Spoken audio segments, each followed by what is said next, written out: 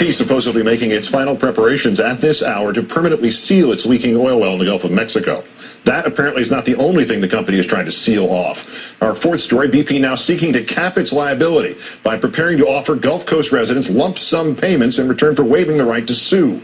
A new estimate revealing that nearly 5 million barrels of oil have gushed into the water so far at rates of up to 62,000 barrels a day before BP was able to put the capping stack on. This afternoon, BP to have begun a test that was a precursor to the so-called static kill procedure, but BP releasing a statement tonight saying that as engineers prepared to start the injectivity test, they discovered what BP is calling a small hydraulic leak in the capping stack's hydraulic control system. BP says the test and the static kill will wait until the leak is fixed, possibly by tomorrow.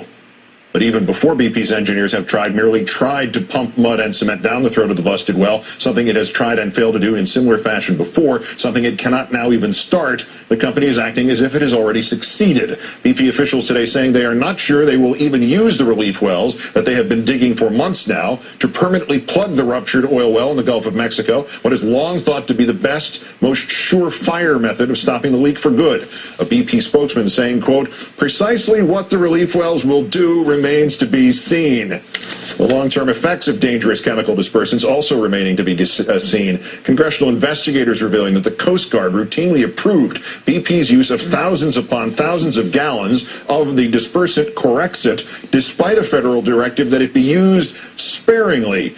With the Obama administration under fire for allowing the use of the dispersant, the EPA today said that a new study shows dispersants are no more toxic than is oil, which would seem merely to confirm that dispersant is indeed highly toxic. Best then for BP to shield itself from liability before the full effects of the dispersant, the oil, the economic fallout, and everything else is truly known. Something else it is doing with the approval of the Obama administration. The Guardian newspaper reporting that when Kenneth Feinberg takes over this month as administrator of the escrow funds set up by the White House, for the first time, claimants will be offered a one-time sum based on their future lost earnings in return for an agreement not to sue BP. Claimants will also be able to receive an emergency payout to cover lost income for up to 6 months without waiving that right to sue. For more on that, let's call in George Barasich, president of the United Commercial Fishermen's Association, himself a third-generation shrimp fisherman from St. Bernard Parish, Louisiana. Thanks for your time tonight, sir.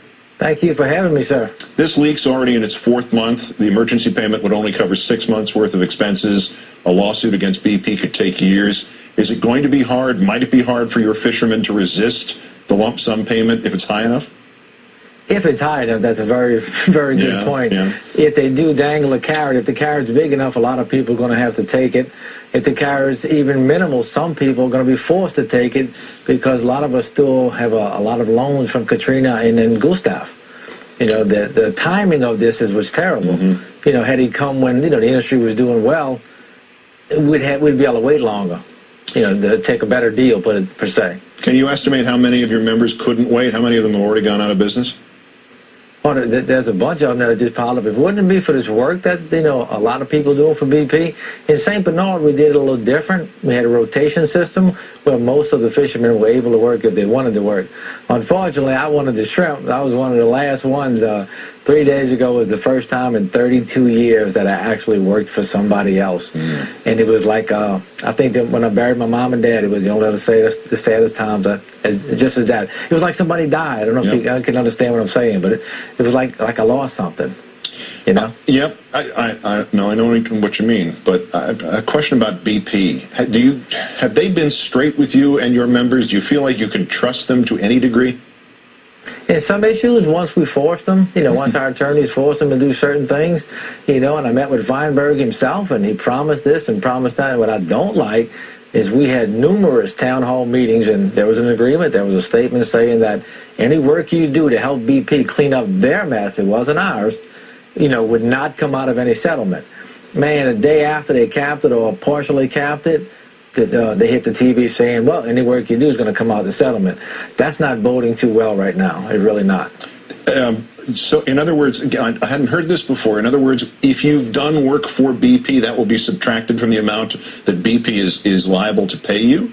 That's what you understand now. And when we started working for them, and it's on record, we've got them taped saying that no, they would not come out because you're helping us clean our mess. And right. And then it's like, well, the mess is gone now. What mess were we talking that's about? a misconception, too. The mess is not gone. It's just stopped. You know? Are you surprised at the offers that are going to come here with the stamp of government approval that they'll be offered as part of the escrow fund administered by Kenneth Feinberg, the man you just mentioned? Does it surprise you that this has got an official stamp to it? Well, according to what Mr. Feinberg said, the only reason I gave him the okay to violate, when I went there, because I was ready to take him, pack his stuff, and go home, is that he wasn't government and he wasn't BP. It was business to business, okay? So if you're going to give me a fair deal, but understand, you got to take a lot of variables into effect.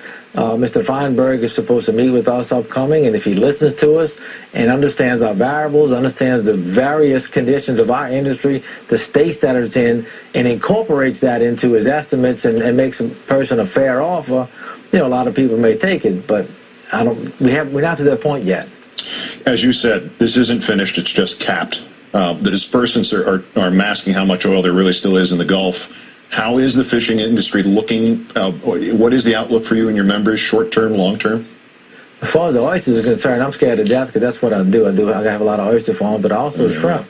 Right now, the shrimp season is open. They reopened it. There's areas where I couldn't go catch shrimp right now, but I don't even have a market for it. I can't go out and catch it because my dealer don't want it, and his processor doesn't want it.